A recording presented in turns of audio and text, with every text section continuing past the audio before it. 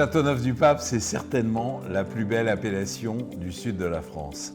C'est une appellation composite complexe qui a été construite au cours des millénaires, d'abord par la mer qui était présente dans tout ce bassin méditerranéen, qui s'est ensuite retirée, laissant des sédiments, puis par la naissance des Alpes qui ont charrié des rochers et des pierres. Tout ça a construit des terrasses sur lesquelles les vignes de Châteauneuf se sont installées et aujourd'hui produisent l'un des vins les plus fins et les plus harmonieux de la France.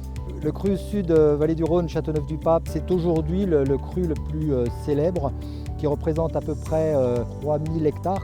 La première fois que j'ai rencontré les vins de Romain Duvernet, j'ai été surpris et ravi par la qualité de fruits, l'explosivité, la saveur de ces vins. Et puis j'ai essayé de comprendre qui était Romain et je me suis aperçu que c'est certainement l'un des meilleurs spécialistes, l'un des meilleurs connaisseurs des vins de la vallée du Rhône, de Châteauneuf jusqu'à Côte-Rôtie. Le domaine se porte très bien, il vinifie à la fois du blanc et du rouge. Bon, les rouges, Grenache et Syrah, en termes d'encépagement principal avec des très vieilles vignes. Et en blanc, nous avons de la clairette, du Grenache blanc et de la roussanne. En fait, c'est une connaissance très intime du vignoble et des vignerons. Ça lui permet d'aller choisir les meilleures parcelles, les meilleurs vignerons pour réaliser des vins qui expriment le style de Romain Duvernet, ce style de fraîcheur, de fruité, d'équilibre, d'harmonie. On ne réinvente pas la vinification tous les jours, donc on reste très traditionnel avec le maximum de bon sens, c'est-à-dire donc la culture organique, des rendements qui sont très raisonnables et surtout lors de la récolte, une maturité optimale, à la fois de la quantité de sucre qu'on peut avoir naturellement dans le raisin qui va donner de l'alcool, mais également des tanins que l'on trouve dans les pellicules afin de conférer au vin une harmonie.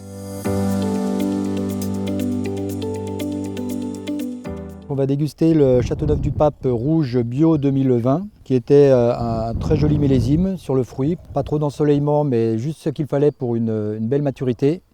Ce que j'adore dans ce vin, c'est sa richesse de fruits. C'est ces notes de mûres très fraîches, mais aussi très gourmandes, mêlées à des nuances d'épices, de notes d'herbes de Provence. Ce Châteauneuf-du-Pape Rouge 2020 est vraiment déjà une très jolie couleur, bien rouge rubis. Au niveau du nez, on a vraiment les caractéristiques poivrées et fruits rouges bien mûrs, profil framboise qui est très caractéristique du Grenache. Et en bouche, on a énormément d'ampleur, de gourmandise, de saveur, avec beaucoup d'équilibre. Une attaque suave, de la profondeur, du charnu et une finale avec des tanins soyeux. Ce plaisir-là, eh bien, il nous poursuit tout au long de la dégustation et ça se termine sur une fraîcheur, comme l'impression de savourer une corbeille de petits fruits rouges frais. On a les caractéristiques d'un bon Châteauneuf-du-Pape sur le fruit, avec un côté très gourmand et riche et plein de suavité au niveau des tanins. On est sur un vin équilibré qui n'est pas trop élevé en degrés, qui permet d'avoir un bel équilibre fruits, fraîcheur et charnu. C'est un vin qui met tout de suite à l'aise, qui est agréable à boire, charnu, croquant, gourmand, qui plaira certainement à tout le monde. Cette gourmandise, cette saveur, elle a besoin d'un plat d'une grande générosité, d'une grande gourmandise pour s'exprimer.